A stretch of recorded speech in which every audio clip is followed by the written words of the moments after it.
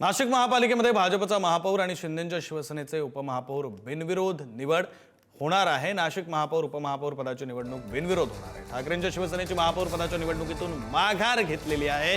त्यामुळे आता भाजपच्या उमेदवारांची महापौर पदाची आणि शिंदेंच्या शिवसेनेच्या उमेदवाराची उपमहापौर पदाची निवड बिनविरोध होणार आहे।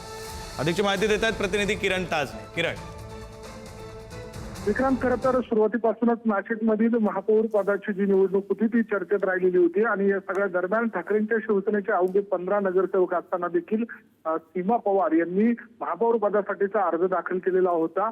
अशा सगळ्या परिस्थितीमध्ये भाजपकडनं हिंगवरे आहेर यांना या महापौर पदाची संधी देण्यात आलेली होती। त्यांना उमेदवारी भाजपकडनं देण्यात आलेली होती। त्यामुळे अगदी शेवटच्या क्षणापर्यंत ही निवडणूक होणार अशा स्वरूपाचं चित्र होतं। मात्र ऐन वेळेला ठाकरेंच्या शिवसेनेनं या निवडणुकीतून माघार घेतली। त्यामुळे भाजपचा या ठिकाणी जे महापौर होणार आहेत हिंगवरे आडके यांची बिनविरोध निवड या ठिकाणी होण्याची दाट शक्यता आहे। अशा सगळ्या परिस्थितीमध्ये आता सध्याच्या घडीला निवडणूक प्रक्रिया देखील सुरू झालेली आहे। पीठासीन अधिकारी असलेले जिल्हाधिकारी जे आहेत ते निवडणूक अधिकारी म्हणून या ठिकाणी काम पाहत आहे। अशा सगळ्या दरम्यान उपमहापौर पदाच्या संदर्भामध्ये मात्र अद्यापही संभ्रम कायम आहे। निवड प्रक्रिया होणार की बिनविरोध होणार यावरचं चित्र स्पष्ट नाही। मात्र सध्या तरी महापौर पदाच्या संदर्भातलं चित्र स्पष्ट झालंय।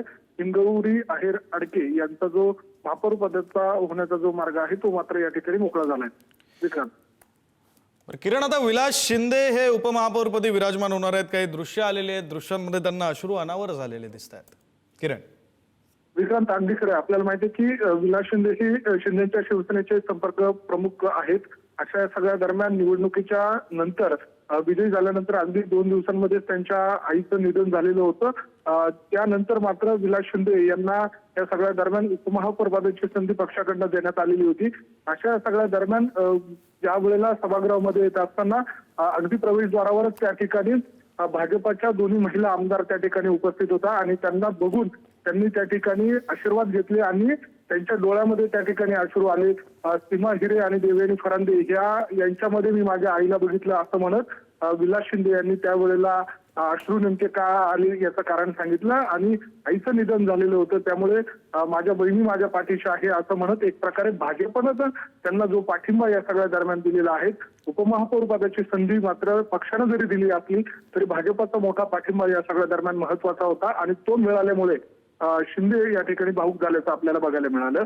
आणि सध्याच्या घडीला या सगळ्या संदर्भामध्ये आता नाशिक महानगरपालिकेच्या सभागृहामध्ये निवडणूक प्रक्रिया जी आहे ती सुरू झालेली आहे। महापौर पदाच्या संदर्भामधले जे अर्ज आहेत ते पात्रच्या संदर्भातला त्या ठिकाणी जो प्रक्रियेचा भाग आहे तो पार पडतोय आणि त्यानंतर मात्र आता या सगळ्या निवडणूक प्रक्रियेच्या माध्यमातून महापौर आणि उपमहापौर यांच्या गळ्यामध्ये माळ पडणार आहे। त्यामुळे नाशिक